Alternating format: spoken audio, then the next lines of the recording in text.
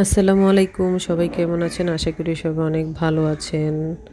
তো সুস্থতা যে আল্লাহর কত বড় নেয়ামত, যারা অসুস্থ হয়নি তারা বুঝতে পারবে না। তো আমিও সেরকম সামান্য একটু ভুলের জন্য পা মচকে গিয়ে একদম এখন পুরো 21 দিন বেড রেস্টে থাকতে হবে, কোনো নড়াচড়া করা যাবে না।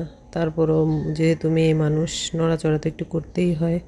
তারপরও আল্লাহর রহমতে আমার পরিবারের সবাই অনেক হেল্পফুল, মানে অনেক সব কাজেই সাহায্য করে। এখন তো আমার হাজব্যান্ড থাকলে নড়াচড়া করতেও দেয় না, আর আমার যতক্ষণ হাজব্যান্ড না থাকে ততক্ষণ বাচ্চারা হেল্প করে।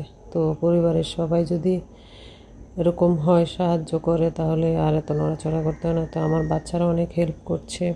তো বিপদের সময় বোঝা যায় যে পরিবার কী জিনিস। তো সবগুলো কাজই হচ্ছে আমার বাচ্চা, আমার হাজব্যান্ড সহ সবাই হেল্প করছিল। বসে বসে শুধু একটু একটু করে করছিলাম আর সবাই এগিয়ে দিয়েছে। তারপরও ওরা সব কিছুই ওরা করে, রান্নাটা বাচ্চারা করতে পারে না। তো সেই জন্য শর্টকাটে যা সহজভাবে হয় তাই করলাম। ডিম বোনা, ডাল রান্না করেছি, আর সকালবেলার নাস্তা ছিল পরোটা, ডিম পোচ আর চা। তো সব কিছু আমি বসে করেছি, আর সব আমার বাচ্চারা এগিয়ে দিয়েছে। এমনকি ভাত রান্না করেছি, ভাতটা চাল পর্যন্ত ধুয়ে দিয়েছে। তো আমাদের সবার জন্য সবাই দোয়া করবেন যেন তাড়াতাড়ি সুস্থ হয়ে যায়।